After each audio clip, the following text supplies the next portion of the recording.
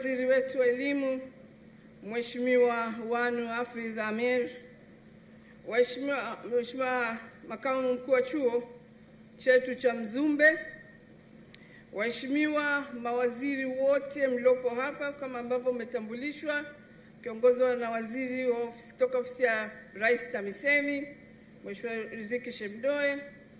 Kwa ajili ya muda naomba nisiwataje wote, lakini na uhakika wametambulishwa hapa. Manaibu waziri wote mliopo hapa, waheshimiwa makatibu wakuu mliopo, ndugu zangu wajumbe wa kamati ya ulinzi ya mkoa na wilaya, wajumbe wa kamati za siasa za mkoa na wilaya, mkuu wetu wa wilaya yetu ya Mkinga, ndugu zangu wakuu wa taasisi wote mliopo hapa, makamu mwenyekiti wa baraza la chuo chetu cha Mzumbe na bodi nzima, ndugu zangu wajumbe wote kutoka taasisi mbalimbali. Nimemwona mwenyekiti wa vyama vya siasa wa mkoa yuko hapa na timu nzima.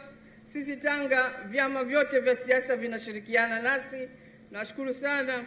Viongozi wa dini, mwenyekiti wa halmashauri yetu akiwakilisha wenyeviti wa halmashauri na wa jiji letu, madiwani wote mliopo hapa, ndugu zangu wakazi wa Mkinga, wananchi wa mkoa wetu wa Tanga, mabibi na mabwana, asalamu alaykum.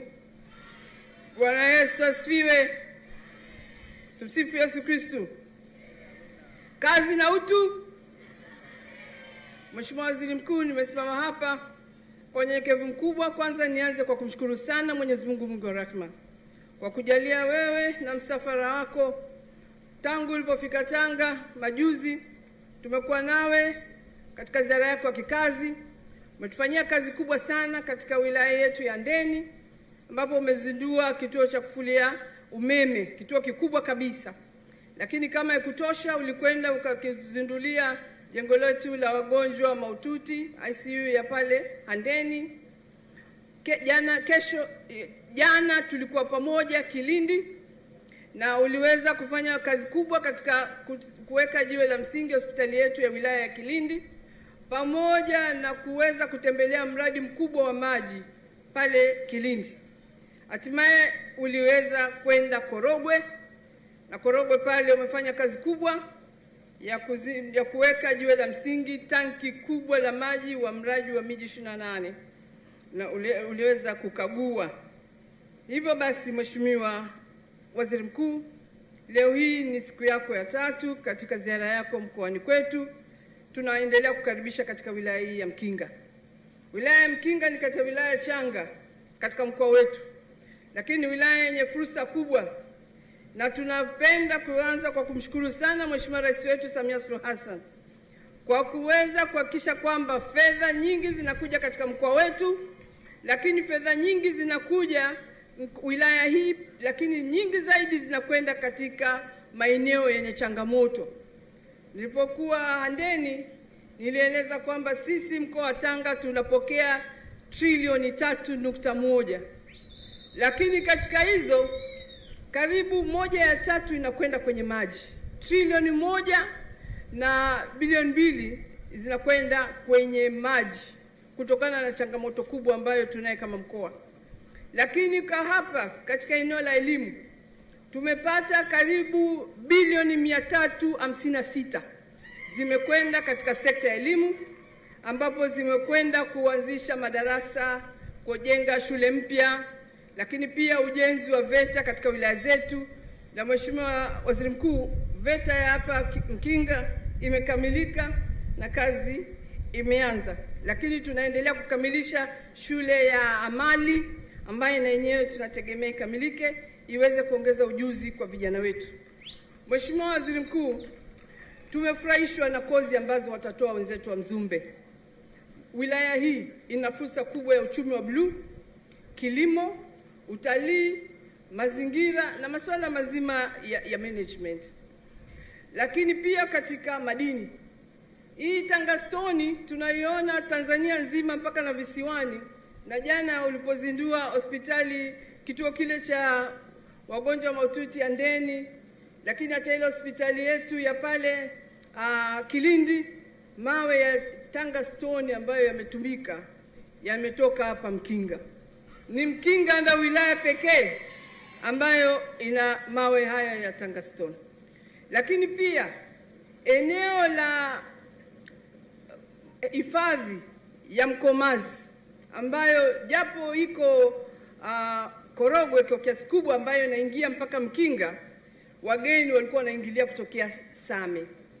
Tunashukuru sana Wizara ya Mali Asili na Utalii na waziri wake yuko hapa, Mheshimiwa Dr. Kijaji, wameridhia kufungua mlango gate ya wageni kuingia katika mbuga ya Mkomazi kupitia hapa Mkinga. Kwa hivyo tuna imani fedha nyingi zitaendelea kuingia hapa. Wageni watatoka Zanzibar wataenda kuangalia Big Five hapo Mkomazi kupitia lango la hapa kwetu Mkinga. Mheshimiwa mgeni rasmi, sisi tunachoomba ni tuendelee kuhamasisha, na naomba kupitia ujio wako wawekezaji waje. Kuna fursa kubwa chuo kikuu hiki na vyuo vikuu kama hivi. Tukiangalia Dodoma, ndio vyuo vikuu vimefungua biashara na uwekezaji katika maeneo yaliyozunguka vyuo vikuu. Leo hii tunahitaji maeneo ya shopping centers, tunahitaji maeneo kwa ajili ya mabenki. Kwa hivyo ni fursa kubwa sana, na ujio wako utafungua uwekezaji mkubwa na hivyo mapato yataongezeka.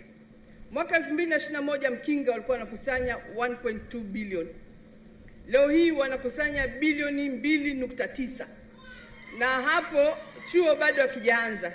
Kwa hivyo tuna imani kubwa kupitia uwekezaji wa chuo hiki, kupitia kilimo cha mkonge ambako kiko kingi, lakini kilimo cha mikorosho, na mikorosho hii ilikuwa inasafirishwa nchi jirani.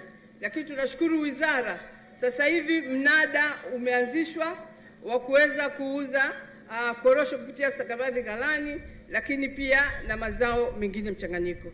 Baada ya kusema hayo, Mheshimiwa Waziri Mkuu, kwa heshima na unyenyekevu mkubwa, basi ni kuombe kwa ridhaa yako nimkaribishe naibu waziri wetu wa elimu ili aendelee na adhira hii. Asante sana. Jamhuri ya Muungano wa Tanzania. Asante sana.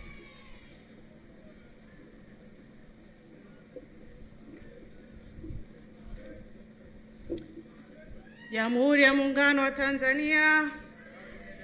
Kazi na utu. Mheshimiwa mgeni rasmi Dr. Mwigulu Lameck Nchemba, Waziri Mkuu wa Jamhuri ya Muungano wa Tanzania. Mheshimiwa mgeni rasmi, kabla sijawasilisha salamu za Wizara ya Elimu, Sayansi na Teknolojia, naomba kwa ridhaa yako nikaribishe watu wachache kwa ajili ya salamu fupi.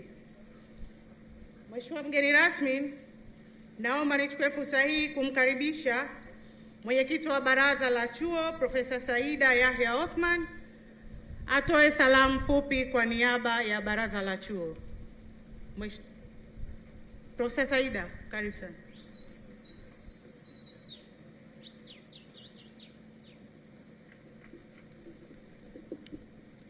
Mheshimiwa Dr. Mwigulu Nchemba, Waziri Mkuu wa Jamhuri ya Muungano wa Tanzania, waheshimiwa wote waliotambulishwa hivi punde, heshima zangu za pekee kwa wananchi wa Mkinga, na watambulisha nyie sasa. Kwa nyote nasema salamu. Mheshimiwa Waziri Mkuu, napenda kutoa shukrani zetu za dhati kwako kwa kuheshimisha kampasi yetu ya Tanga kwa kuweka jiwe la msingi. Katika Chuo Kikuu Mzumbe tuna majengo machache sana ambayo yana jiwe la msingi la watu wa hadhi yako. Tuna lile la Marekani la Dr. Samia na sasa tuna la kwako.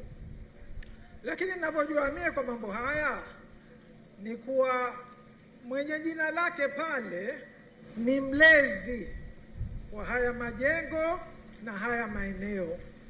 Kwa hivyo Mheshimiwa Waziri Mkuu, huyu ni mwanao huyu ni mtoto wako. Kwa hivyo na mtoto utupiwa jicho la huruma mara moja. Kwa hivyo tunatarajia kwa jambo hili utatusaidia kwa hili. Kwa niaba ya baraza la chuo pia napenda kutoa shukrani za dhati kwa serikali ya awamu ya 6 ya Jamhuri ya Muungano wa Tanzania kwa kuendelea kuwekeza katika sekta ya elimu na hususan elimu ya juu. Tunafarijika sana kwa jitihada za serikali katika kuanzisha kampasi mpya za vyuo vikuu katika mikoa tofauti, kuboresha miundombinu, kuboresha mazingira ya kujifunzia na kufundisha, pamoja na kuongeza fursa za utafiti na ubunifu kupitia mradi wa HEET. Mradi huu umetuwezesha kupata kampasi mpya hii uliowekea jiwe la msingi punde na kuboresha mazingira ya kufundishia na kujifunzia kwenye kampasi kuu Morogoro, pamoja na kuinua ubora wa taaluma zetu ili ziendane na soko la ajira na maendeleo ya taifa. Hakika uwekezaji huu ni msingi imara wa kuzalisha wataalamu wenye ujuzi, maadili na ushindani wa kimataifa. Lakini penye mafanikio hapakosi changamoto, na sisi tunazo mbalimbali ambazo baadhi umeshazisikia, wenzangu wamezitaja, kuu kabisa ikiwa swala la maji na pia swala la umeme. Tunaitegemea serikali sana kwa hili. Baraza la chuo linaahidi kuendelea kusimamia kwa uwajibikaji mkubwa rasilimali zote zinazotolewa na serikali, kuhakikisha zinatumika kwa manufaa ya umma. Tutaendelea kushirikiana kwa karibu na serikali pamoja na wadau wote ili kuhakikisha mradi huu unaleta matokeo chanya ya kudumu na manufaa ya kizazi cha sasa. Mheshimiwa Waziri Mkuu, nashukuru sana kwa mara nyingine. Salamu.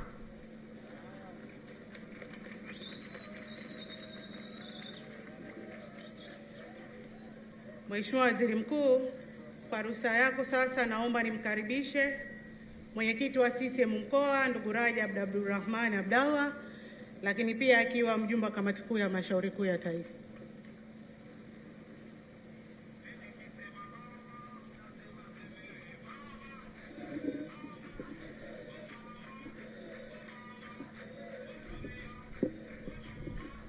Haya, tulia tumsemee mama hapa kidogo.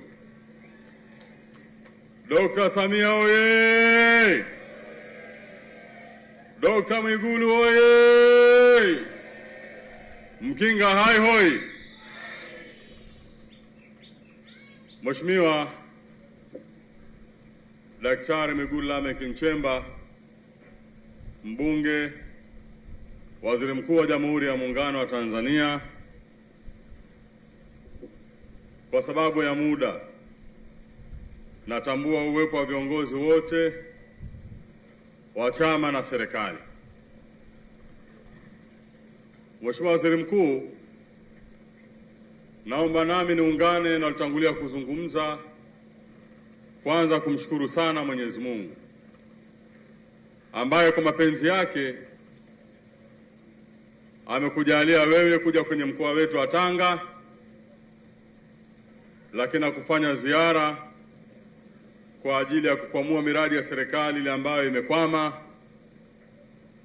lakini pia kuhakikisha yale ambayo ameelekeza Rais wa Jamhuri ya Muungano wa Tanzania Daktari Samia Suluhu Hassan kwenye kuitekeleza ilani ya Chama cha Mapinduzi ya mwaka 2025 kuelekea mwaka 2030, tunaanza kwa spidi kubwa sana kama ilivyokuwa utekelezaji wa ilani ya mwaka 2020 mwaka 2025.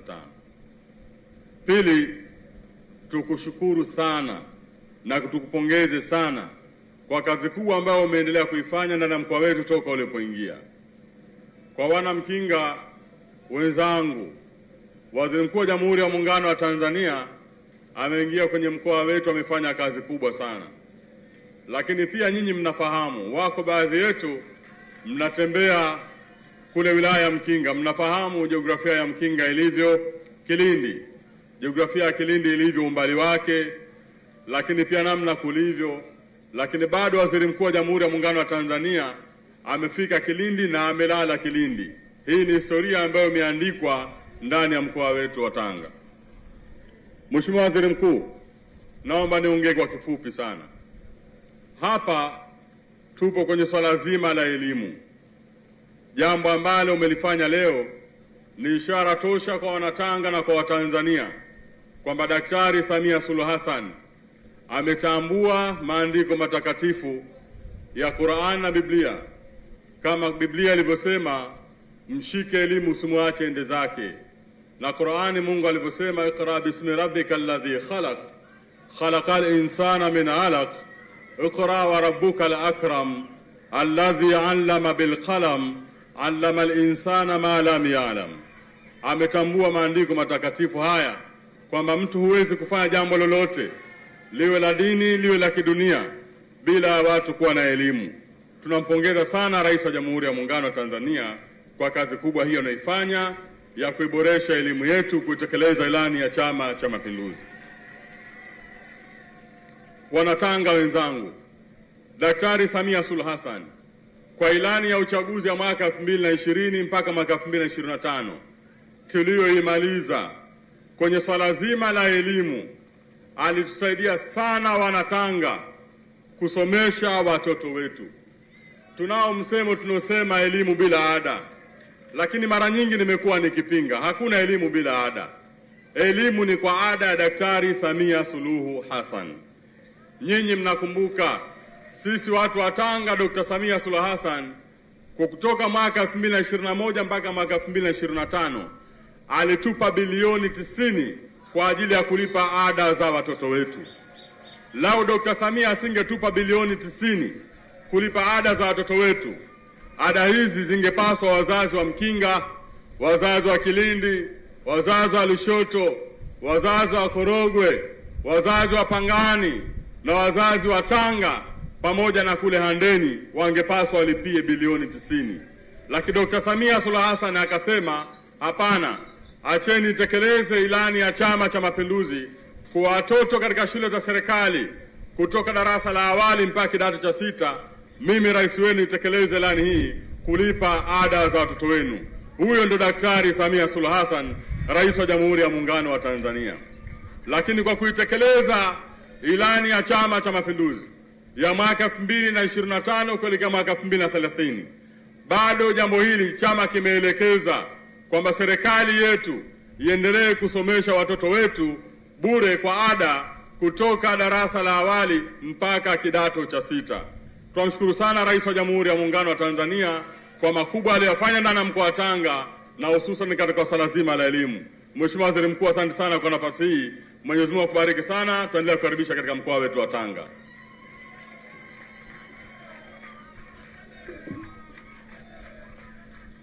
Mheshimiwa Waziri Mkuu, kwa nafasi ya upendeleo na kwa ruhusa yako, naomba nimkaribishe kwa dakika chache kabisa mbunge mwenyeji Mheshimiwa Twaha Mwakioja.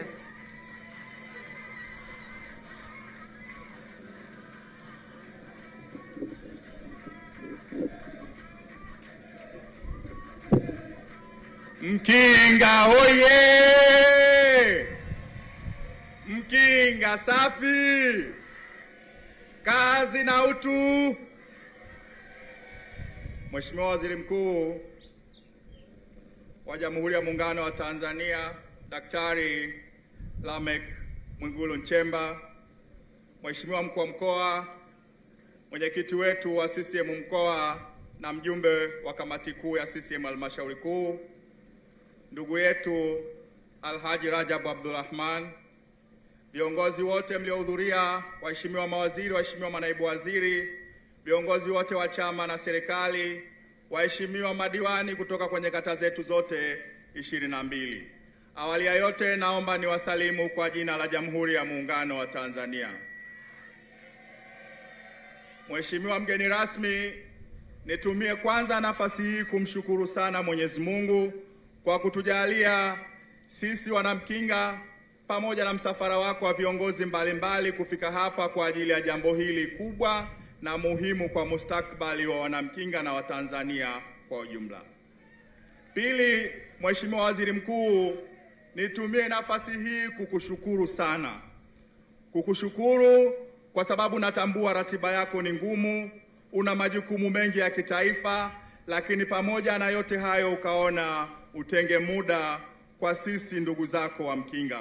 Kwa niaba ya wananchi wenzangu wa Mkinga, kwa dhati kabisa ya moyo wangu tunakushukuru sana Mheshimiwa Waziri Mkuu. Pamoja na shukrani zetu hizo, tunakupongeza. Sisi Wanamkinga hatujapata nafasi ya kukutana nawe kama waziri mkuu.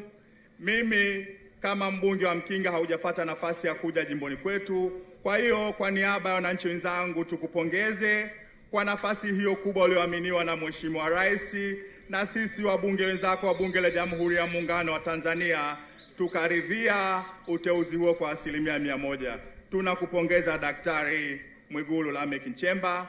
Natambua juhudi zako, natambua uwezo wako, natambua uchapakazi wako. Naamini kwa niaba ya wananchi wenzangu wa Mkinga, nchi yetu ipo katika mikono salama ya mtendaji mkuu wa serikali. Pongezi zetu zipokee Wanamkinga.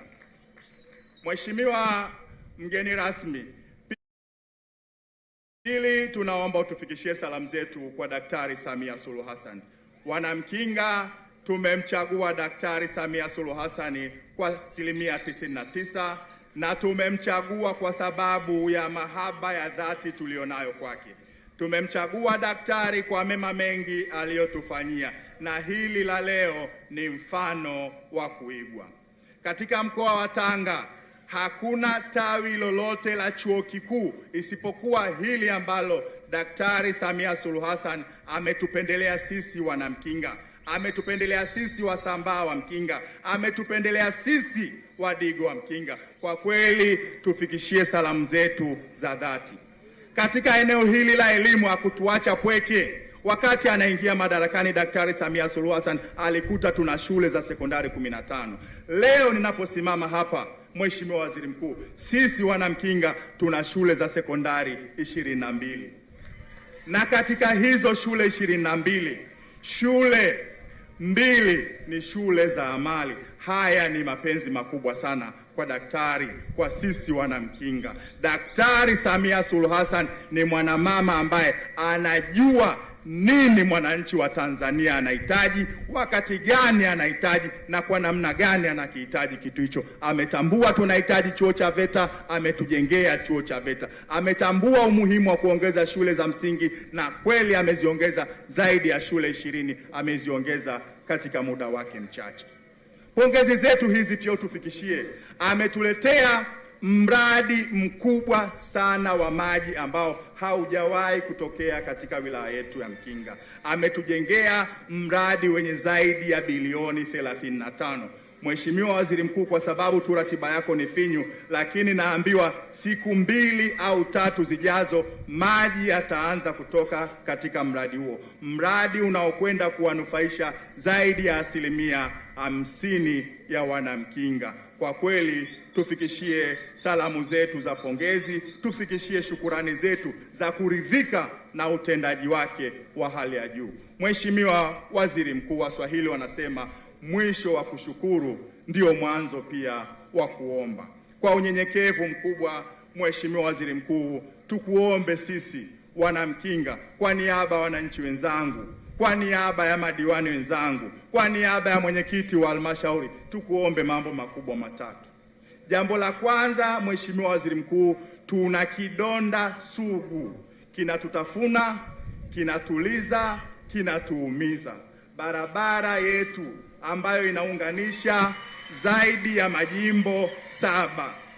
Barabara hii, Mheshimiwa Waziri Mkuu, ina umuhimu mkubwa sana wa kiuchumi. Inaunganisha zaidi ya majimbo 7. Jimbo la Tanga mjini, jimbo la Mkinga, jimbo la Korogwe mjini, jimbo la Korogwe vijijini, jimbo la Lushoto, jimbo la Mlalo, jimbo la Bumbuli na kuendelea huko Andeni.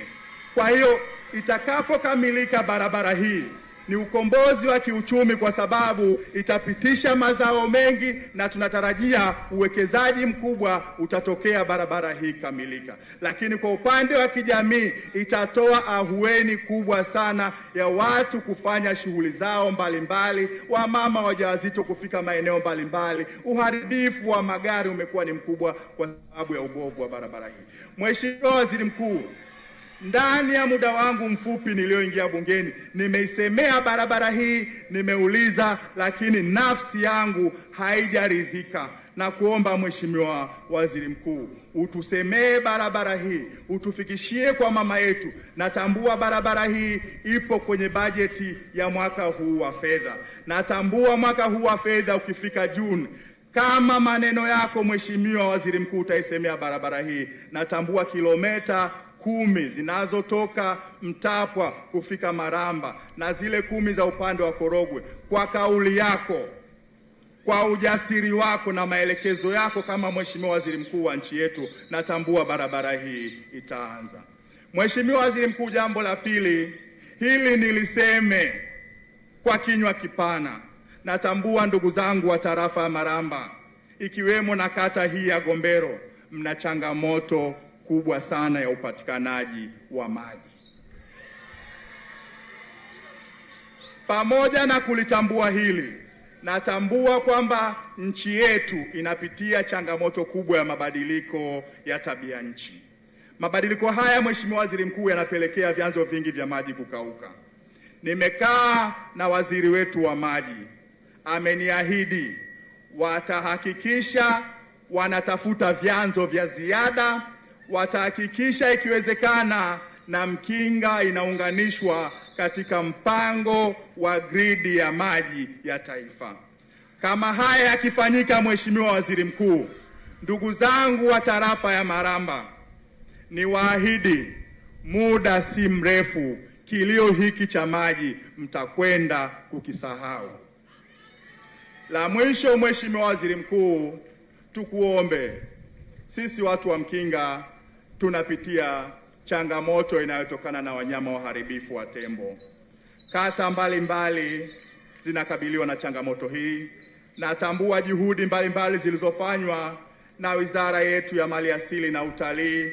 Watu wamefidiwa, juhudi zimeletwa magari, kambi imewekwa kule Mwakijembe, lakini ikikupendeza kupitia wizara hii tunaomba tuwekewe ofisi maalumu ya TAWA itakayoweza kudhibiti na kusimamia wanyama hawa haribifu kwa upande huu wa Bwiti kwenye eneo la Mwanyumba au Mavovo. Mheshimiwa Waziri Mkuu, nimalizie tena kwa kusema tunakushukuru sana watu wa Mkinga, tunakupenda na tuna imani kubwa na serikali yetu ya Jamhuri ya Muungano wa Tanzania inayotokana na chama chetu, Chama cha Mapinduzi. Asanteni sana kwa kunisikiliza.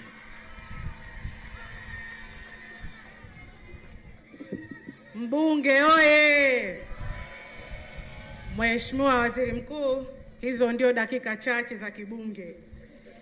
Mheshimiwa, kwa ruhusa yako naomba niwakaribishe wabunge wa viti maalum na nawaomba waongee kwa uchache kabisa. Naomba nimkaribishe Mheshimiwa Mwanaisha Ulenge akifuatiwa na Mheshimiwa Matu Mzodo kwa dakika chache kabisa.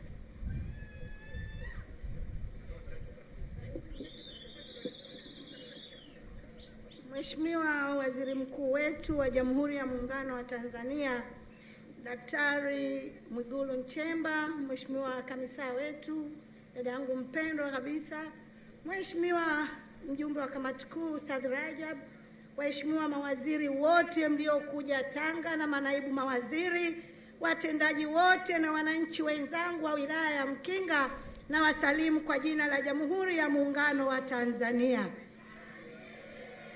Mheshimiwa Waziri Mkuu, kwanza kabisa nikushukuru sana kwa nafasi ya kuzungumza chochote kitu hapa, lakini vile vile nikushukuru kwa kuamua kuifanya Tanga ni miongoni mwa mikoa michache ya kwanza kuja kuitembelea. Hiyo inadhihirisha mapenzi makubwa ya serikali hii kwa mkoa wetu wa Tanga. Tunawashukuru sana Mheshimiwa Waziri Mkuu. Mheshimiwa Waziri Mkuu, nami nichukue fursa hii kuungana na wenzangu kuishukuru serikali yetu pendwa kwa kutuletea majengo haya na chuo hiki cha Mzumbe ndani ya wilaya yetu ya Mkinga. Tunashukuru sana, kwa hakika kimekuja wakati muafaka, na sisi wananchi wa mkoa wa Tanga hakika tutaitendea haki nafasi hii tuliopewa kwa kujiweka sawasawa na kuhakikisha tunaitumia fursa hii ipasavyo ili ilete athari chanya katika jamii yetu. Mheshimiwa Waziri Mkuu, licha ya uwepo wa chuo hiki ndani ya wilaya ya Mkinga, lakini wilaya hii tuna bahari, tunayo rasilimali bahari. Ni kuombe sana Mheshimiwa Waziri Mkuu, chuo hiki tunapokwenda serikali kutekeleza ile dhamira ya kuinua uchumi wa mtu mmoja mmoja, ione namna ya kutengeneza kozi kulingana na rasilimali zetu ambazo tuko nazo ndani ya wilaya yetu ya Mkinga, ili mifuko yetu ijae mashilingi ya Daktari Samia Suluhu Hassan.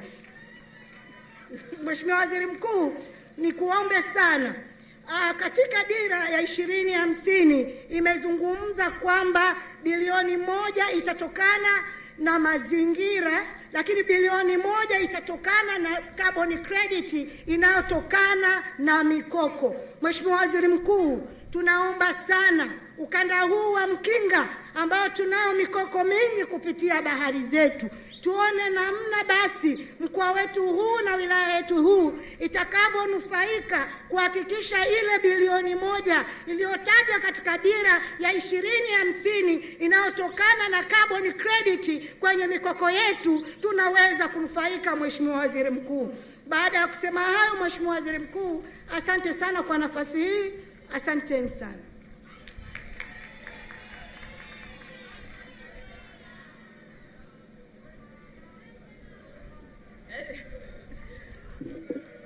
Mkinga oye! Mama Samia oye! Mama Samia oye! Dr. Mwigulu oye! Asanteni sana. Mheshimiwa Waziri Mkuu, karibu sana Mkinga. Mheshimiwa Waziri Mkuu wa Jamhuri ya Muungano wa Tanzania, Mheshimiwa Mkuu wa Mkoa, Mwenyekiti wa chama mkoa na viongozi wote wa meza kuu, itifaki imezingatiwa. Kidumu Chama cha Mapinduzi! Mheshimiwa Waziri Mkuu, sisi wananchi wa Mkinga tunamshukuru sana Daktari Samia Suluhu Hassan kwa kutuletea ujenzi wa chuo hiki. Mimi halmashauri yangu ni halmashauri ya Mkinga, natoka halmashauri hii, kwa hiyo ni diwani pia wa halmashauri ya Mkinga. Tunamshukuru sana Dr. Samia na tunaomba utupelekee shukurani zetu. Mheshimiwa Waziri Mkuu, kakaangu Mwakioja ameongea hapa mambo mengi. Mimi nimepewa dakika chache za kibunge, dakika 2. Kwenye hizo dakika 2, Mheshimiwa Waziri Mkuu, naomba mambo kama mawili. Jambo la kwanza, tunamshukuru pia Daktari Samia kwa miradi ya maji, hasa ule mradi wa Orooro ambao unakwenda kuanza hivi karibuni, kwa sababu changamoto kubwa ya maeneo haya, hata tukichimba visima maji yake ni ya chumvi sana, hayafai kwa matumizi ya binadamu. Na hali hiyo hiyo wataenda kuipata changamoto hiyo kwenye eneo hili, lakini bahati nzuri waziri wetu wa maji yuko hapa, mtu bingwa kabisa. Mheshimiwa Waziri Mkuu, hilo swala la maji, kuna eneo lile la Mwakijembe alisema Mheshimiwa Mkuu wa Mkoa hapa, wale wananchi wanapisha hifadhi ile na wako tayari kupisha hifadhi, lakini eneo ambalo wanahamia sasa hakuna maji kabisa, kiasi kwamba mpaka sasa wanashindwa kuhamia. Kwa hiyo Mheshimiwa Waziri Mkuu, hiyo ni changamoto kubwa sana kwa. Lakini Mheshimiwa Waziri Mkuu, ili eneo hapa wote tunaliona, ili eneo liko Mbeya, halina mti hata mmoja, na sisi tunafahamu tukiwa chuo, baada ya zile lecture huwa tunaenda kwenye miti ile kwa ajili ya kusoma, hatuwezi kukaa darasani muda wote. Kwa miaka hii ya kwanza wanafunzi watapata shida sana kwa eneo ambalo ni jeupe kwa kiwango hiki. Kwa hiyo wenzetu wao wanatanguliza landscaping. Wakati ule wa mradi unaanza wanakuwa wameshaanza kutengeneza mazingira kwa ajili ya landscaping. Lakini sisi tumechelewa. Kwa maana hiyo sasa twende na hiyo spidi. Ili eneo wanafunzi hawawezi kusoma likiwa hivi. Eneo ni jeupe sana. Kwa hiyo niwaombe wenzetu wa chuo cha Mzumbe, tutashirikiana na sisi madiwani wa halmashauri wa wilaya hii tuhakikishe tunapanda miti ya kutosha kwenye eneo hili. Lakini Mheshimiwa Waziri Mkuu, wakati tunaangalia ule mradi pale nikawa nateta kidogo na naibu katibu mkuu wa elimu. Nikasema nimeona huu mchoro wote lakini sijaona kipaumbele kwenye maeneo ya michezo. Nikawa pia nimenong'ona na kakaangu mwana FA. Wanafunzi kuja kuwaeleta eneo kama hili, wasome tu, ni wasome, wakitoka kusoma waende kwenye chakula wasome na kula bila kuwaekea mazingira ya michezo, ni hatari sana Mheshimiwa Waziri Mkuu. Kwa hiyo niombe sasa Wizara ya Elimu na Wizara ya Michezo zizungumze. Kwa sababu kwenye eneo la michezo sijasikia hata kama kuna 5% ya labda maandalizi yameanza, sijasikia. Mheshimiwa Waziri Mkuu, mimi nakushukuru sana na karibu sana Tanga, tunakukaribisha. Asante na shukuru.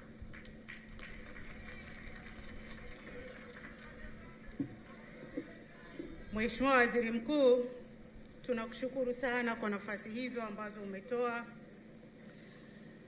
Mheshimiwa Dr. Mwigulu Lameck Nchemba, Waziri Mkuu wa Jamhuri ya Muungano wa Tanzania, Mheshimiwa Balozi Dr. Batilda Salha Burian, Mkuu wa Mkoa wa Tanga, ndugu Ramadhan, ndugu Rajab Abdurrahman Abdallah, Mwenyekiti CCM Mkoa wa Tanga, lakini pia ukiwa mjumbe wa Kamati Kuu ya Halmashauri Kuu ya Taifa, mawaziri wote mliokuwepo hapa, naomba nisimame kwenye itifaki kama mlivyotambulisha mwanzo, isipokuwa kipekee nimtambulishe Dr. Stefan Pius Chaya, Naibu Waziri Ofisi ya Rais Mipango na Uwekezaji.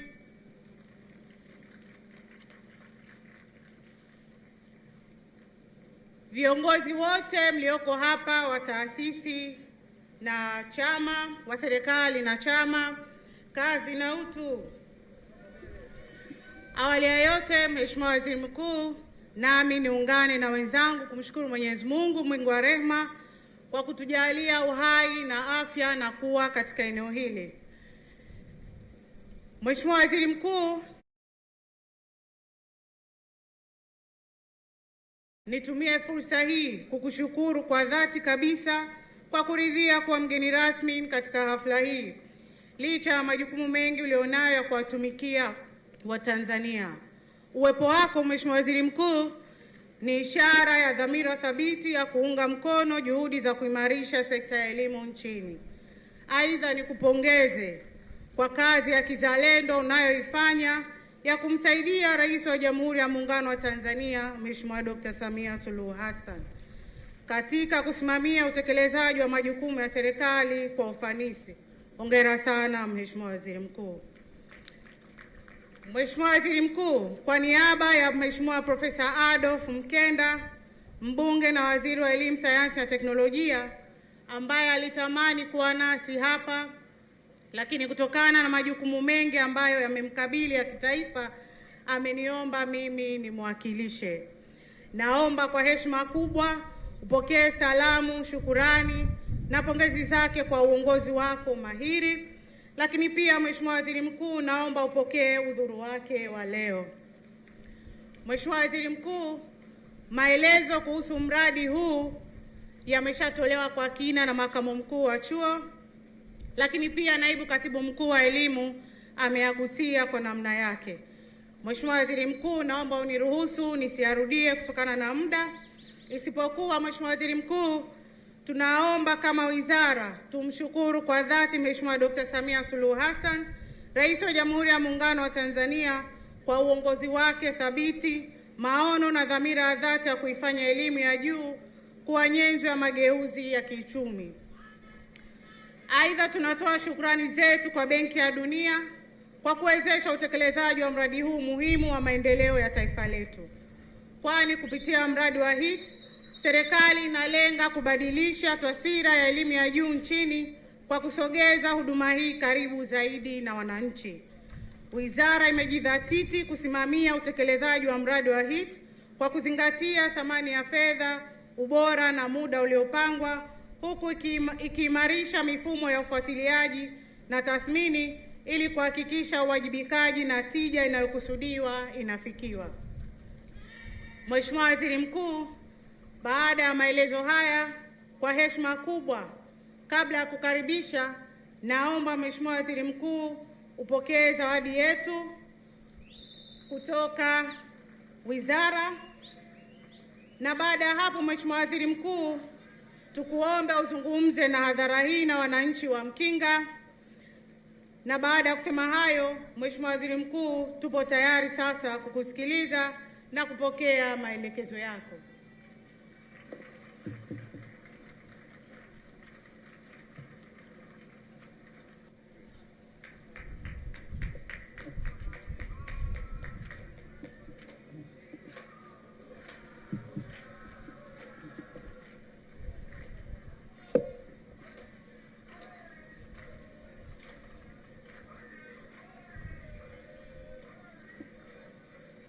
Tanzania oye! Dr. Samia oye! Kazi na utu. Asanteni. Na mimi niungane na waliotangulia kusema kumshukuru Mungu kwa kutuwezesha kukutana leo katika jambo hili la kihistoria. Mheshimiwa Naibu Waziri wetu wa Elimu,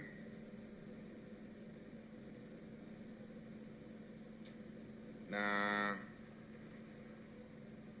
viongozi wote tulioko meza kuu, nianze kwa kuwaletea salamu za pongezi, salamu za upendo na salamu za shukrani kutoka kwa jemedari wetu Daktari Samia Suluhu Hassan, Rais wetu wa Jamhuri ya Muungano wa Tanzania. Nilimuaga kwamba nitakuwa na ziara Tanga na kwamba nitakuja mpaka hapa Mkinga. Akanituma niwaletee salamu za upendo, na akanituma niwahakikishie kwamba yale yote aliyoahidi na yale ambayo yako kwenye ilani yatakwenda kutekelezwa. Wao pokeeni salamu, anawasalimia sana. Lakini la pili, tukiwa tumepokea salamu kutoka kwa viongozi wetu, akiwepo mbunge wetu wa jimbo ambaye ni mwakilishi wenu wa wilaya ya Mkinga, lakini pamoja na wabunge wa viti maalum, hii ni sehemu ya kazi ambayo Daktari Samia Suluhu Hassan ametutuma sisi wasaidizi wake kuwasikiliza wananchi na kutoa majawabu ya kero hizo. Kwa ratiba itakayofuata itakuwa ni kutoa majawabu ya hoja ambazo zimetolewa. Lakini kabla sijawaita waheshimiwa mawaziri kutoa majawabu hayo, niseme neno moja kwamba miradi ya aina hii, uwekezaji wa aina hii kama huu tuliouona hapa wa ujenzi wa chuo kikuu kama ambavyo tumepitishwa hapa leo, na kwa kweli sio ramani tu, tumeona kazi ikiendelea, ni jambo linaloleta heshima kwa nchi yetu, ni jambo linaloupa heshima uhuru wa nchi yetu, kwamba ni nchi inayoweza kujenga, ni nchi inayoweza kuwekeza kwenye miundombinu, kwenye mpango wa muda mrefu kama wa chuo kikuu kama huu. Kwa nchi zingine Haya majengo tuliyoyaona hapa kwa nchi zingine, hicho ndo chuo kikuu kimoja cha nchi nzima. Yaani kuna nchi zina majengo kama haya tuliyoyaona, hicho ndo chuo kikuu chao kikubwa cha nchi. Leo tunaona uwekezaji kama huu hapa Mkinga, na mwezi mmoja uliopita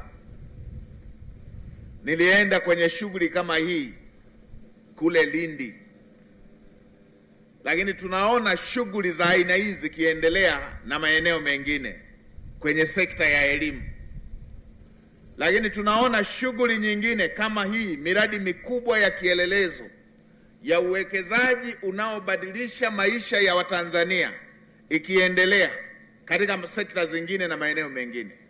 Jana tuliona mradi wa maji unaoleta heshima kwa nchi yetu pale Korogwe. Na tulikiwa pale jana, nilisema tuna kila sababu ya kurudisha pongezi kwa Mheshimiwa Rais kwa maono na uthubutu wa aina hii. Nikasema tutoe pongezi hizo tukiwa tumesimama. Niwaombe na hapa tusimame tutoe hizo pongezi kwa rais wetu kutuheshimisha Watanzania kwamba ni taifa linaloweza kutekeleza miradi ya aina hii. Huu ndio uongozi. Uongozi unaoacha alama. Uongozi unaotekeleza miradi inayobadilisha maisha ya Watanzania. Naombeni tukae. Lakini nitumie fursa hii pia kuwashukuru ndugu zetu wa Benki ya Dunia. Benki ya Dunia amekuwa mshirika wa maendeleo wa muda mrefu wa nchi yetu. Wao pongezi hizi ziende kwa rais wa Benki ya Dunia ndugu yetu Ajay Banga, lakini na mkurugenzi wetu mtendaji wa Benki ya Dunia kwa hapa Tanzania ndugu yetu Nathan Belete pamoja na timu nzima ya Benki ya Dunia. Tuwahakikishie kwamba serikali inayoongozwa na Daktari Samia Suluhu Hassan itaendeleza ushirikiano ambao umekwepo kati ya Tanzania pamoja na Benki ya Dunia. Sasa tukirudi kwenye hoja ambazo zimetolewa hapa, imejitokeza hoja ya barabara, na katika maelezo yaliyotolewa na mbunge niliona moja ya jambo ambalo liko mioyoni mwa wanamkinga ni barabara. Na kwa kweli mbunge mliye naye sio mtu mgeni ndani ya serikali. Tumekuwa naye pale Wizara ya Fedha. Kwa hiyo kona zote za fedha anazijua. Na ndio maana amelitaja kwa uhakika jambo hili la barabara. Sasa Mheshimiwa Naibu Waziri wa Ujenzi, njoo utuambie hili jambo la barabara linaanza lini? Nimeshaambiwa michakato imechukua muda mrefu, mchakato hapa umepita hapa, umeenda hapa. Taratibu za manunuzi zikaenda hapa, zikarudi hapa. Wananchi hawa wa Mkinga wanahitaji neno moja tu, barabara hii inaanza lini? Usiwaambie michakato. Barabara hii inaanza lini? Lini barabara ya hii inaenda kujengwa? Tumalize. Mkinga oye! Mama Samia oye! Waziri Mkuu oye! Mheshimiwa Waziri Mkuu, kwa ufupi kabisa, nimpongeze sana Mheshimiwa mbunge ambaye amekuja ofisini mara tu alipoanza kuja Dodoma na kuanza kuwa ubunge, na maelezo tumeshampata. Lakini kwa kuwa tuko kwa wanamkinga, Mheshimiwa Waziri Mkuu, naomba nitoe maelezo kwa ufupi kabisa kuhusu barabara aliyoiulizia ambayo inaanzia Mabokweni, Maramba, Bombomtoni, kwa Mndolwa hadi Old Korogwe, yenye urefu wa kilomita 127. Mheshimiwa Waziri Mkuu, tulikubaliana, tulipewa kibali cha kuanza kilomita 20, na tukakubaliana ili twende haraka tuanze upande huu wa Mkinga na upande wa Korogwe kilomita 10. Tulitangaza, lakini baada ya kutangaza wakandarasi wakawa na bei kubwa sana. Tunapoongea sasa hivi, Mheshimiwa Waziri Mkuu, hizo kilomita 10 tumeshazitangaza kwa ajili ya kumpata mkandarasi. Tumeshatangaza huku na huku hizo kilomita 10, kuanzia Mtapwa kwenda Maramba kilomita 10, na upande wa kule ni kuanzia kwa Mndolwa kwenda Korogwe, na tumepokea maelekezo kwamba hizo barabara zikamilike, na baada ya hapo, Mheshimiwa Waziri Mkuu, nina hakika tutakapokuwa tumekamilisha hicho kiporo, sasa itakuwa ni kukamilisha hiyo barabara yote ambayo imesanifiwa yote zia bombo ambini kuanzia Mabokweni mpaka Old Korogwe. Mheshimiwa Waziri Mkuu, naomba kuwasilisha.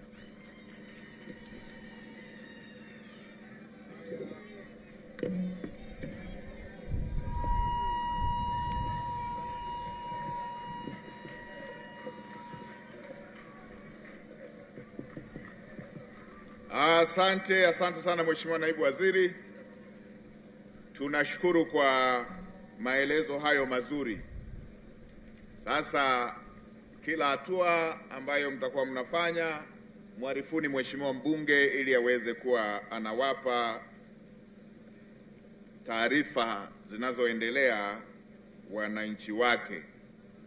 Na kwa kweli takapokuwa zimeisha hizi 10, Mheshimiwa Naibu Waziri, waambie na wenzako wizarani, tulikubaliana katika kusonga mbele, tukimaliza hizi ambazo zimetangazwa na zile ambazo zinaendelea, tuelekeze nguvu katika kazi moja inayoonekana. Kipaumbele cha wananchi wa Mkinga, na tumeambiwa barabara hii inapita zaidi ya jimbo moja, inaenda na majimbo mengine. Tuunganishe nguvu, hatua zitakazofuata tutangaze upande ule na upande ule, ikiwezekana tuunganishe pote. Sasa jambo lingine lililojitokeza kwa Mheshimiwa mbunge, lakini pia na kwa taarifa ya uongozi wa chuo, ni swala la maji. Mheshimiwa Waziri wa Maji, mtoto wa nyumbani, nikualike utuambie mpango wa maji hapa chuoni, lakini na kile ambacho Mheshimiwa mbunge amesema kwenye tarafa ya Maramba. Ndugu zangu wana Mkinga, punga mkono, punga mkono, punga mkono, punga mkono. Dr. Samia Suluhu Hassan oye! Dr. Mwigulu Nchemba safi! Mheshimiwa mbunge wetu jembe la kazi bomba. Mheshimiwa Waziri Mkuu, mimi sina mengi ya kusema, lakini kwanza nianze na hili la chuo. Sisi wabunge wa mkoa wa Tanga tulikuwa na ajenda juu ya ujenzi wa chuo kikuu katika mkoa wetu wa Tanga, na tulivyoingia katika bunge, hii ndio ilikuwa ajenda. Mheshimiwa Rais Daktari Samia Suluhu Hassan ametupatia chuo, leo kimejengwa hapa Mkinga. Moyo usiokuwa na shukrani ukausha yalomema yote. Tunasema asante sana, na utufikishie salamu kwa Mheshimiwa Rais. Ndugu zangu wana Mkinga, nimepata dhamana ya kuwa waziri wa maji. Upo msemo unaosema ukipigana vita ugenini, nyumbani lazima kuwe na amani. Mheshimiwa Waziri Mkuu, tukisubiri michakato tutachelewa. Niwaelekeze watendaji wetu, wiki hii inaanza Jumatatu, kazi itangazwe na ianze, hii pesa tutajua wapi pa kuipata.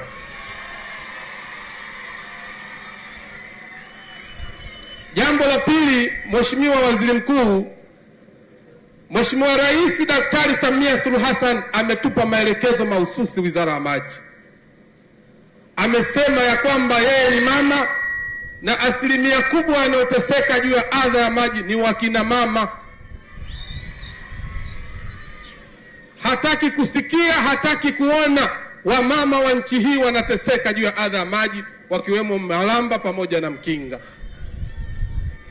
Wamama wa Mkinga mmeteseka kwa muda mrefu, wakati mwingine mnashindwa kupaka hata Njofesi, maji hakuna. Daktari Samia Suluhu Hassan ndiyo suluhu ya matatizo ya wanamkinga. Mheshimiwa Waziri Mkuu, Daktari Samia Suluhu Hassan katika maelekezo ambayo ametoa katika wizara yetu ya maji, amesema hatoangalia gharama katika kuhakikisha anatatua changamoto za watu. Maeneo ya Mkinga ni maeneo ambayo yapo karibu na bahari ukanda wake. Ukichimba visima, maji mara nyingi yanakuwa ni ya chumvi, si mazuri kwa matumizi ya binadamu. Ametuelekeza na tumekushaanza hiyo kazi. Tumeyatoa maji Tanga mjini, tunayaleta Mkinga mpaka Holoholo, mradi wa zaidi ya bilioni 35. Mradi upo 70%. Vijiji 37 vya Mkinga vinakwenda kupata huduma maji safi, na huu mradi tutaukamilisha, na hivi karibuni maji yataanza kupatikana maeneo ya Mtimbwani kuhakikisha wanapata huduma maji safi na salama. Ukanda huu wa Walamba, Mheshimiwa Waziri Mkuu, Mheshimiwa Mbunge, naomba niwapongeze sana ndugu zangu wana Mkinga, mmepata jembe la kazi.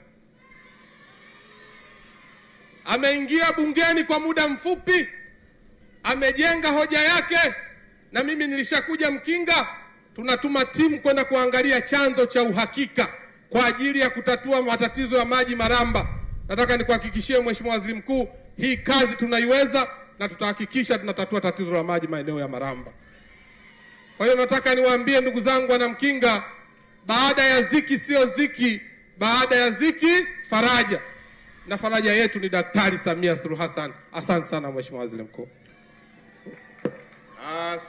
Asante Mheshimiwa Waziri kwa majawabu mazuri.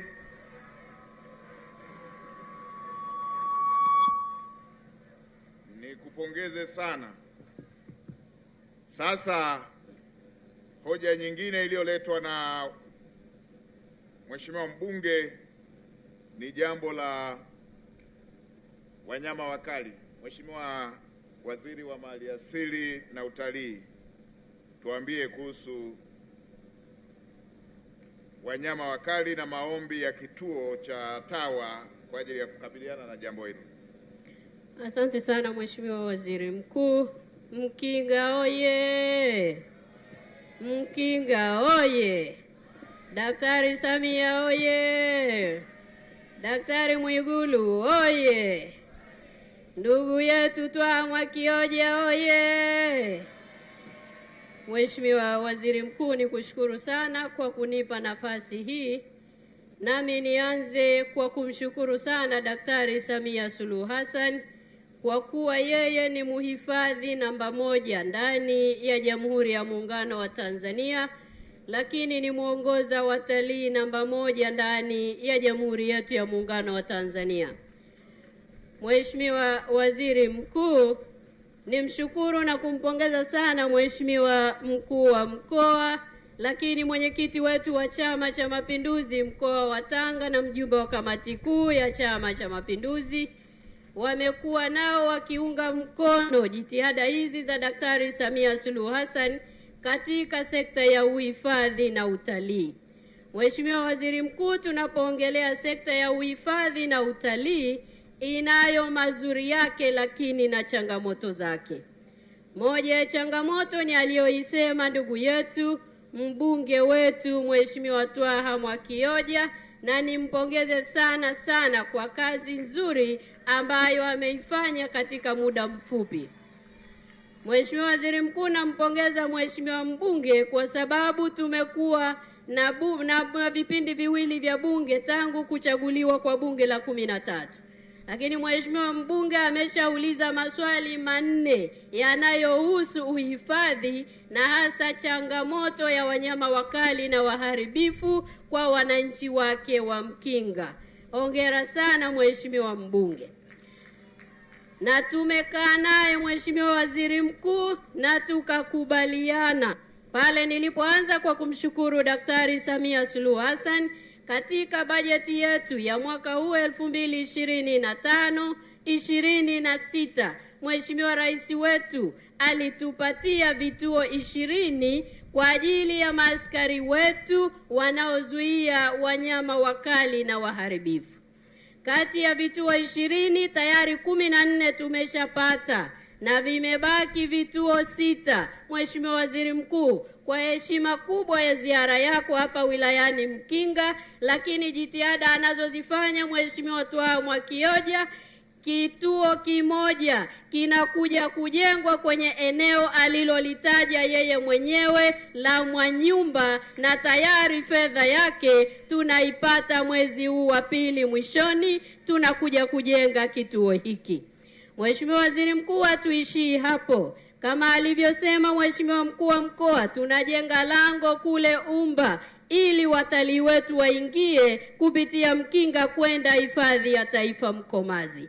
Tunataka kufungua uchumi wa Mkinga kupitia hifadhi na kupitia utalii wetu. Kwa hiyo kwenye lango lile kutakuwa na maaskari pia watakaoshirikiana na kituo hiki cha TAWA kitakachojengwa hapa Mwanyumba. Tuna uhakika kupitia vituo hivi tatizo la wanyama wakali na waharibifu inakwenda kuisha.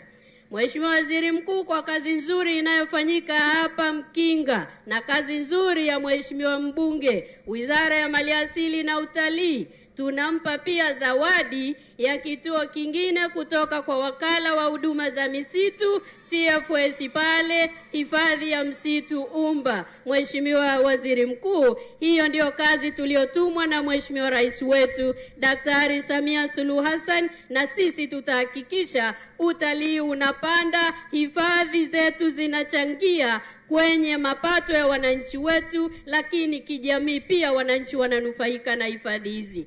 Mheshimiwa Waziri Mkuu, nakushukuru sana kwa nafasi hii. Asante. Haya, hoja nyingine iliyojitokeza ilikuwa ombi la matumizi bora ya rasilimali yetu ya bahari, lakini pia na uwepo wa zinaitwa ndaki causes pamoja na departments zinazoshughulikia masuala ya uvuvi. Waziri wetu wa uvuvi ni senior lecturer, ni mwanazuoni. Karibu sana, utuambie. Mheshimiwa Waziri Mkuu,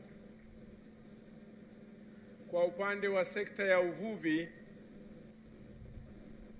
niko hapa kuwahakikishia wananchi wa Mkinga na wananchi wa mkoa wa Tanga kwamba yale yote yaliyowekwa katika ilani ya Chama cha Mapinduzi kwa miaka 5 ijayo katika kitabu kidogo cha ilani ya mkoa wa Tanga ukurasa wa 24 hadi 26 kwa sekta za mifugo na uvuvi yatatekelezwa. Na tunapozungumza sasa, naomba niwataarifu kwamba katika ilani hiyo kuna mpango wa kujenga bandari ya 3 ya uvuvi inayopangwa katika maeneo ya Pangani, na kwa maana hiyo sekta ya uvuvi katika mkoa wa Tanga itakuwa imechangamka sana, na huo utakuwa mpango wa 3 katika ujenzi wa bandari za uvuvi. Sasa hivi tunakamilisha ujenzi wa bandari ya uvuvi Kilwa mkoa wa Lindi, tunasanifu ujenzi wa bandari ya uvuvi mkoa wa Pwani pale Bagamoyo, na kuna mpango wa kujenga bandari ya 3 katika wilaya ya Pangani. Hizi bandari zitatusaidia kupanua uwezo wetu wa kuchakata mazao ya samaki na kuwa na viwanda. Ninachokiomba taasisi za elimu ya juu zianze kuangalia mabadiliko makubwa yanayoendelea katika uchumi wa nchi yetu, ili mafunzo yanayotolewa yatupe wataalamu watakaoweza kutusaidia kuvua kisasa na kufuga kisasa. Asante sana Mheshimiwa Waziri Mkuu. Asante sana Mheshimiwa Waziri. Kwenye maombi na hoja zilizotolewa na management ya chuo, kulikuwa na swala la barabara za ndani ya chuo. Nadhani hizi zinaangukia ndani ya TAMISEMI, ndani ya TARURA. Tuko na waziri wa TAMISEMI ambaye pia ni mtoto wa nyumbani. Karibu tuambie barabara za ndani Tanga hoye! Mkinga hoye! Dr. Samia Suluhu Hassan hoye! Dr. Mwigulu Nchemba hoye! Mheshimiwa Waziri Mkuu, nikukaribishe tena Tanga na karibu tena hapa Mkinga. Mheshimiwa Waziri Mkuu, tuna barabara zinazoangukia TARURA kilomita 16 kutoka barabara kuu ya TANROADS ambayo inakuja mpaka hapa chuoni. Lakini hapa chuoni tuna mzunguko wa barabara zisizopungua kilomita 5. Mheshimiwa Waziri Mkuu, kwa kuanzia kwenye bajeti ya mwaka 26-27 tutaweka kwa kiwango cha changarawe kilomita hizi 16 ambazo zinatutoa kutoka barabara ya TANROADS kuja hapa. Lakini hapa ndani tutakaa na wenzetu wa chuo hiki ili tuone ni maeneo gani ambayo ni priority ambayo tunaweza kuanza angalau kilomita 2 kuweka lami kwenye eneo la ndani ya chuo. Mheshimiwa Waziri Mkuu, nakushukuru sana. Asante kwa fursa hii. Asante. Sasa salamu za mawaziri za mwisho tupate kutoka kwa Mheshimiwa Waziri wa Kilimo. Karibu usalimie. Mheshimiwa Waziri Mkuu, wana Mkinga hoye! Wana Mkinga hoye! Mheshimiwa Waziri Mkuu, na mimi nashukuru kwa kunipa nafasi ili niweze kuzungumzia swala linalohusu shibe na lishe. Mheshimiwa Waziri Mkuu, wana Mkinga ni wakulima na wanalima korosho, wanalima katani au mkonge, lakini ni wakulima wazuri wa karafuu, wakulima wazuri wa iliki, pilipili manga na mdalasini, lakini pia ni watumiaji wazuri. Mheshimiwa Waziri Mkuu, hapa wanatumia kama viungo kwenye chakula, lakini usishangae hata ukikutana na mtu ananukia viungo, kwa sababu wanatumia hata kwenye maji kuogea na mambo mengine. Mheshimiwa Waziri Mkuu, wito wangu kwa wanamkinga, ongezeni bidii kwenye kilimo cha viungo. Viungo vina soko, na sisi kupitia mamlaka yetu ya COPRA tunaendelea kutafuta na kufungua masoko nchini. Tusiwe nyuma, na sisi tunufaike kwenye biashara ya kilimo nchini. Asante sana na kushukuru sana Mheshimiwa Waziri Mkuu kwa nafasi. Asante sana Mheshimiwa Waziri.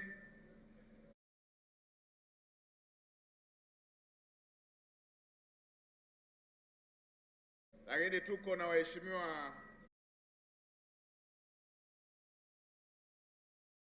naibu mawaziri.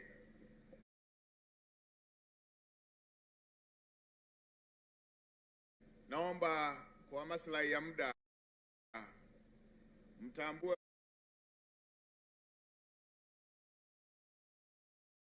yeye wanamsaidia Mheshimiwa Rais upande wa mipango. Tunakushukuru sana. Haya yote tunayofanya ni utekelezaji wa dira mlioiandika na kazi yenu. Lakini kwa niaba ya manaibu waziri ambao wameambatana nasi, kwa aliye mtoto wa nyumbani, yeye tumpe nafasi asalimie. Karibu usalimie kwa niaba ya naibu mawaziri wenzako ambao mko hapa. Karibu sana. Mkinga oye! Kutoka kwenye ratiba yako ngumu kufanya ziara ya kikazi ya mkoa wa Tanga, ambayo ni ziara mpaka hapa ilipofika imeshazaa matunda mengi makubwa. Tunakushukuru sana, na naamini siku 2 za ziara hii zilizobakia zenyewe pia zinakwenda kukamilisha kwenye eneo kubwa la kazi kubwa ambayo unaifanya ya kumsaidia Daktari Samia Suluhu Hassan kuhakikisha wananchi wa mkoa wa Tanga wanapata maendeleo wanayoyastahili. Mheshimiwa Waziri Mkuu, nikuombe ili kuchunga muda utufikishie tu salamu kwa Mheshimiwa Rais Daktari Samia Suluhu Hassan kuhusiana na shukrani kubwa tulizonazo kwake kuhusu mipango mingi ambayo anayo kwa mkoa wa Tanga, lakini ambayo imeshaanza kutekelezwa na wananchi wa Tanga tumekuwa mashahidi kwa kujionea kwa macho yetu. Tunashukuru sana kwa bandari, tunashukuru sana kwa miundombinu ya maji, tunashukuru sana kwa miundombinu ya umeme, miundombinu ya barabara, upande wa kilimo, uvuvi na kadhalika. Tunaomba utufikishie salamu hizi kwa Mheshimiwa Rais, mwambie Tanga ni kwake. Tanga tunampenda sana na tutaendelea kumuunga mkono kama ambavyo tumekuwa tukifanya siku zote. Kwa mara nyingine tena, Mheshimiwa Waziri Mkuu, karibu sana mkoa wa Tanga, karibu sana hapa Mkinga, na Mungu akubariki sana. Mkinga hoye! Tanga hoye! Asante sana Mheshimiwa Waziri Mkuu. Asante na kushukuru sana Mheshimiwa Naibu Waziri. Mheshimiwa mwenyeji wetu, Naibu Waziri wa Elimu, Sayansi na Teknolojia, bodi pamoja na management yetu, Mheshimiwa mwenyekiti wetu wa chama, Mheshimiwa mkuu wetu wa mkoa, kwanza tumemaliza sehemu ya pili ya shughuli iliyotuleta hapa baada ya kuwa tumesikiliza maoni na hoja kutoka kwa waheshimiwa wabunge na waheshimiwa mawaziri wametolea ufafanuzi. Mheshimiwa Naibu Waziri, nikiri nimepokea taarifa ya maendeleo ya utekelezaji wa mradi wetu huu, ukiwa unahusisha ujenzi wa miundombinu ya kampasi yetu ya Tanga wenye thamani ya zaidi ya fedha za Kitanzania shilingi bilioni 12, ambapo sasa kazi hiyo inaendelea, ambapo ujenzi huu utahusisha miundombinu ya kampasi, ambapo miundombinu hiyo inahusisha ujenzi wa miundombinu 7 ya kufundishia na kujifunzia, pamoja na ujenzi wa majengo mengine yakiwemo jengo la taaluma, hosteli 2 za wanafunzi, kila moja ikiwa na uwezo wa kubeba wanafunzi 180, wakiwemo wanafunzi 180 upande wa wanafunzi wa kike na wanafunzi 180 wa kiume, jumla takribani wanafunzi 360. Lakini pia kunahusisha ujenzi wa bwalo la chakula lenye uwezo wa kuhudumia wanafunzi takribani 450.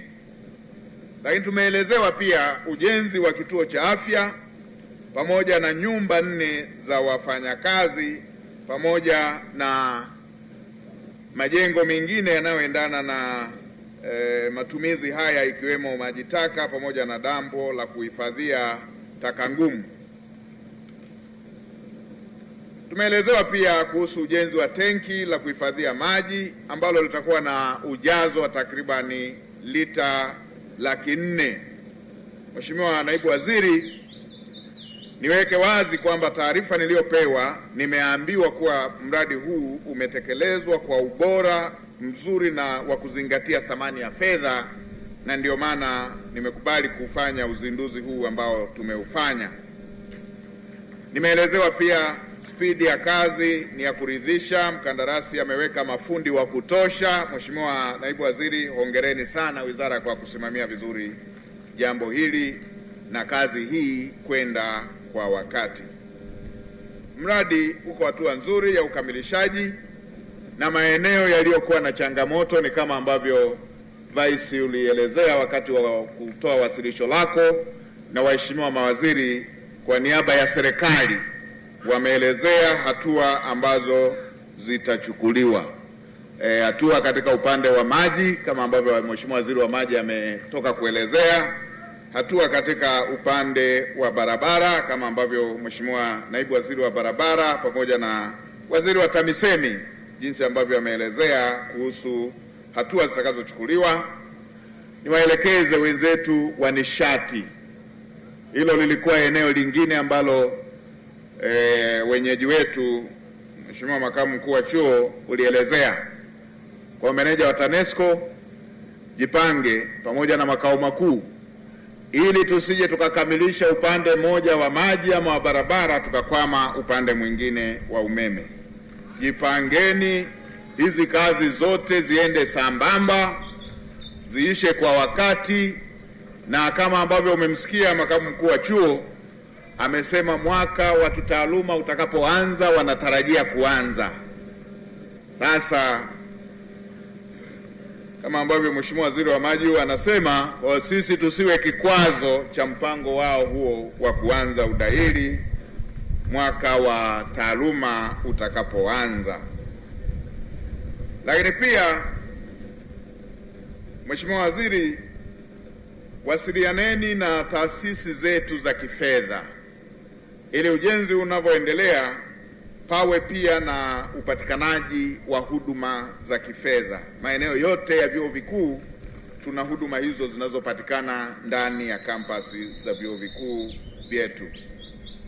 Kadhalika niwaelekeze na wenzetu wa mambo ya ndani kuzingatia masuala ya uhitaji wa masuala ya usalama. Uwepo wa kituo cha polisi,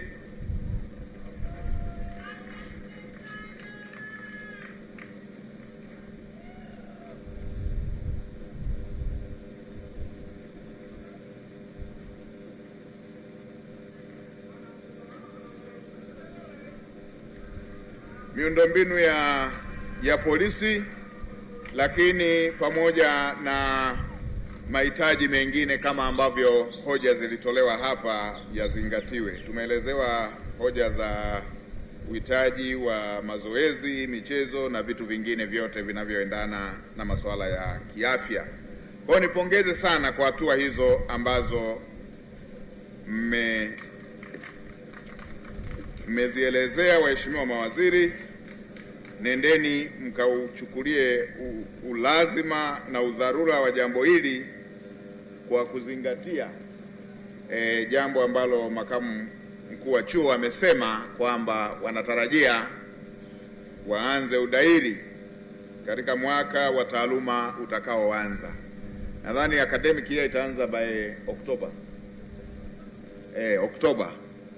Kwa kuhesabu kuanzia hapa Februari kwenda Oktoba, miezi ya kuhesabu unaweza ukaiona mingi, lakini kwenye utekelezaji wa majukumu hii sio miezi mingi, ni miezi michache. Kwa hiyo inabidi wote ambao tumetaja maeneo ya kufanyia kazi, inabidi tukimbie mchaka. Tukimbieni mchaka by mwezi wa 8, wa 9, mwezi wa 8 tuwe tumemaliza, ili kuwapa uhakika wenzetu kwamba jambo hili ni dhahiri na kwamba wanaweza wakaendelea na hizo programu za udahili na ufundishaji. Tuna ratiba nyingine ndefu. Tukitoka hapa bado tuna ratiba Pangani, na tukitoka Pangani bado tuna ratiba Tanga mjini. Sasa wananchi wangu wa Mkinga, Mheshimiwa mbunge wenu pamoja na waheshimiwa wabunge wa viti maalum wametoa hoja za kutosha. Kama kuna mtu ana jambo la lazima kwamba tusipomsikiliza ataugua, labda tupokee hiyo hoja moja na baada ya hapo tumalize. Mpeni maiki yule mmoja pale ili tuweze kumaliza.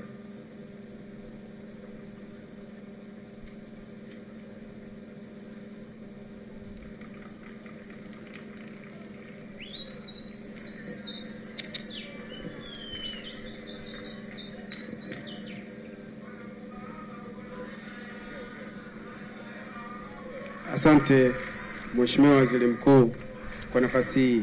Kwa majina naitwa PF 25334 Assistant Inspector Nasoro Mana. Afande, mimi nina changamoto kubwa dhidi ya afande wangu RPC mkoa wa Pwani. Kwanza kabisa, wewe unatokea wapi? Mkoa wa Pwani. Unatokea mkoa wa Pwani? Ndio. Haya, sasa kwa sababu ni la kijeshi, hebu uje hapa pembeni, tutateta hapa, utaniambia moja kwa moja. Njoo hapa tutaongea. Usiende mbali, njoo hapa tutaongea.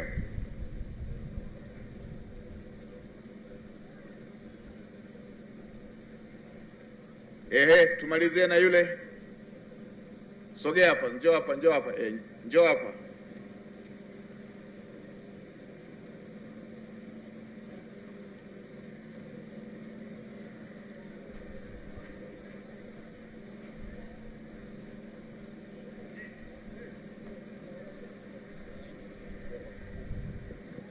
Asante Mheshimiwa Waziri Mkuu, na nakushukuru sana kwa ujio wako hapa. Mimi nilikuwa na swali fulani la kuulizia Wizara ya Maliasili na Utalii kwamba ni mmojawapo kati ya watu ambao waliathirika sana na tembo. Je, malipo yetu tutalipa lini? Kwa sababu tukata 11 mwezi wa 7 mpaka sasa hatujui kinachoendelea kitu gani. Mimi hilo tu basi. Mheshimiwa Waziri wa Maliasili, rudi tena kwa wale ambao wameathirika na Mheshimiwa mbunge alisema malipo yao yamecheleweshwa. Mna ratiba gani? Lini mtawapa kifuta jasho, kifuta machozi wale ambao tayari walishaathirika?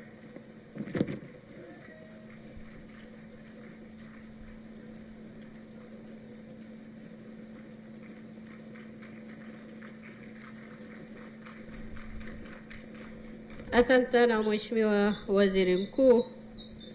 Ni kushukuru kwa fursa hii kwa mara nyingine.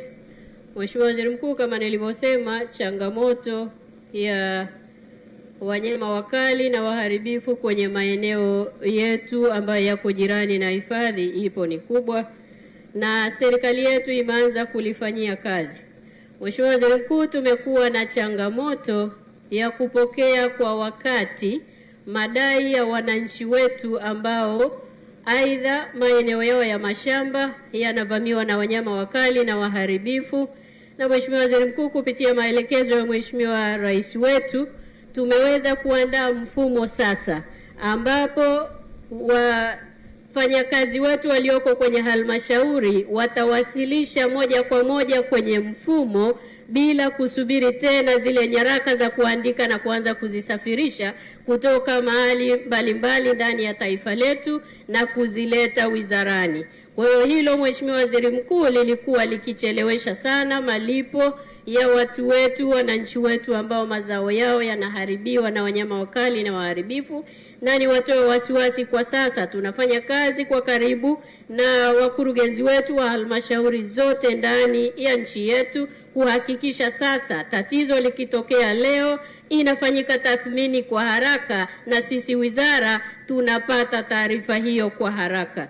Mheshimiwa Waziri Mkuu, sio hilo tu, lakini Mheshimiwa Rais ametupatia fedha, na kwa hapa wilaya ya Mkinga kwa mwaka huu tayari tumeshalipa shilingi milioni 90,350,000 kwa wananchi 201 ambao mazao yao yaliharibiwa na wanyama wakali na waharibifu. Mheshimiwa Waziri Mkuu, wakati tunalipa hayo, mwaka huu 2026 tumepokea pia madai ya wananchi wetu 75 ambao mazao yao yaliharibiwa kwenye kipindi cha mwisho wa mwaka 2025, na tayari tumeshapokea madai ya wananchi 75 yenye thamani ya shilingi milioni 19,750,000.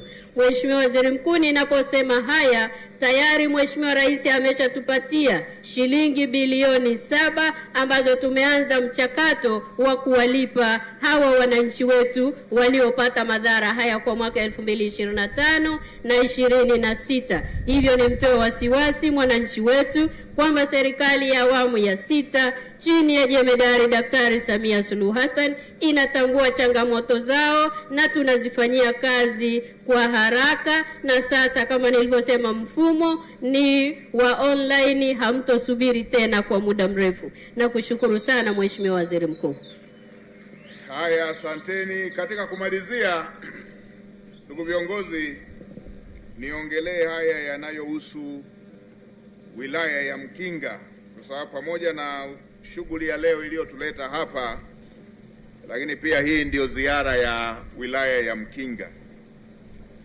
Kwenye upande wa wilaya ya Mkinga, taarifa nilionayo, tuna ujenzi wa madarasa mawili katika shule yetu ya Maforoni.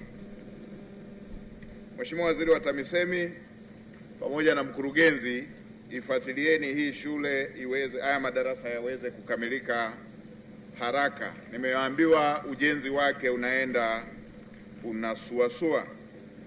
Lakini pia tuna ujenzi wa madarasa matatu katika shule ya msingi Perani. Nakushukuru sana Mheshimiwa Mkuu wa Mkoa, mlichukua hatua zinazostahili kwa mkandarasi aliyeleta tofali zilizokuwa chini ya kiwango. Haya ndiyo mambo tunayosema tunataka yafanyike. Wameleta tofali ziko chini ya kiwango, mkachukua hatua.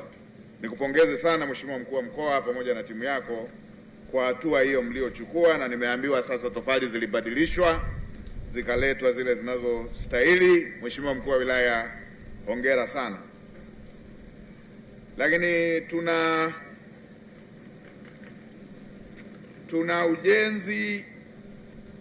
tuna ujenzi wa mabweni mawili katika shule ya sekondari Kasera. Ujenzi huu, sakafu pamoja na slope ilionekana kuwa na kasoro. Mheshimiwa Mkuu wa Mkoa, ifuatilieni hizi kasoro zirekebishwe. Nimeambiwa mkurugenzi alishashauriwa kufanya hivi. Mkurugenzi, fuatilia ili jambo nipate taarifa hatua iliyofikiwa kabla sijamaliza ziara ndani ya mkoa wa Tanga. Tuna maeneo mawili: ujenzi wa matundu 6 ya vyoo katika shule ya sekondari Kigongoi, ujenzi wa matundu ya vyoo katika kituo cha afya Maramba, na ujenzi wa matundu ya vyoo katika shule ya msingi Perani. Mheshimiwa Waziri wa TAMISEMI, waandikie maafisa tawala wa mikoa yote na wakurugenzi wa nchi nzima. Najua sasa hivi halmashauri ziko kwenye maandalizi ya bajeti. Tunaandaa bajeti mpya, na katika bajeti hii mpya ambayo tunakwenda nayo maandalizi mpaka mwezi wa 6, tutakapomaliza miezi 6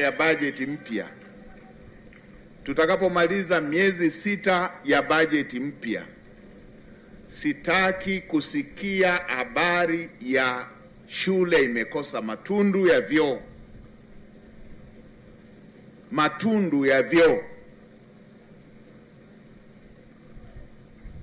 Kwamba katika karne hii kwa nchi yetu, nchi ambayo imeshaingia kipato cha kati, tuwe tunakuwa na halmashauri ina shule haina matundu ya vyoo. Na ndugu waziri, nimetahadharisha hii mapema tukiwa tunaandaa bajeti. Tutakapoanza utekelezaji wa bajeti mpya ndani ya miezi 6, sitaki kusikia habari ya shule haina matundu ya vyoo.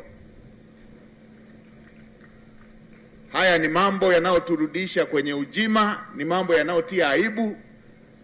Hatuwezi tukawa na miradi mikubwa namna hii alafu tuwe tuna eneo halina matundu ya vyoo. Huu ni uzembe, na ni uzembe unaotokana na watu wetu wasiotembelea maeneo yao ya kazi.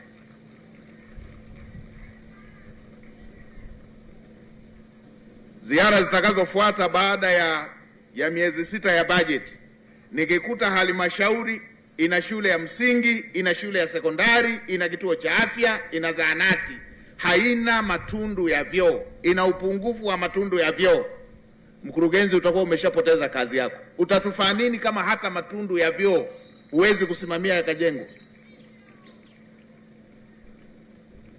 Haya ni mambo ya watu wetu kutokufuatilia maeneo yao ya kazi. Haya si mambo ya kujadiliana hadharani hivi kwamba tunaweza tukawa na shule afu haina matundu ya vyoo. Tunawakusanyaje watoto 300, 400, 500 hapana matundu ya vyoo? Na sisi tuko maofisini, tuko na gari moja tu inajenga matundu ya vyoo ya halmashauri yote. Mnaombaje hela ya magari, mnakosa hela ya matundu ya vyoo?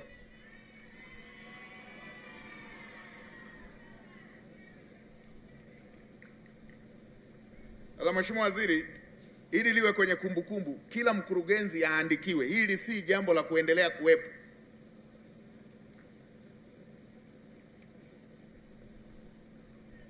Waandikie wote na nakala ziende kwa wakuu wa mikoa.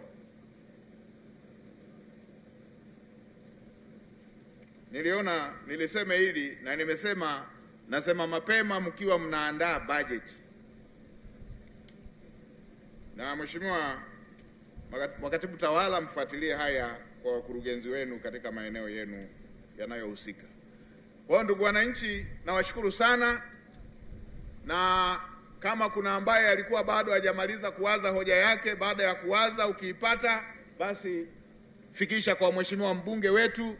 Mheshimiwa mbunge, tumekuwa wote wizara moja, amekuwa sehemu ya wasaidizi wangu pale wizarani. Kwa hiyo hoja yenu ambayo kama ulikuwa bado unaiweka sawa, ifikishe, nitaipata. Na mko na waheshimiwa wabunge wa viti maalum makini, tumekuwa nao tangu mwanzo. Ni wabunge ambao hata wanapochangia bungeni ni wabunge wanaosikilizika na wanaeleweka wanapochangia. Fikisheni hizo hoja, tutaenda kuzifanyia kazi. Asanteni sana, na kwa wale wanaojiandaa na mwezi mtukufu wa Ramadhani, tunawatakia kila laheri. Assalamu alaikum warahmatullahi taala wabarakatuh.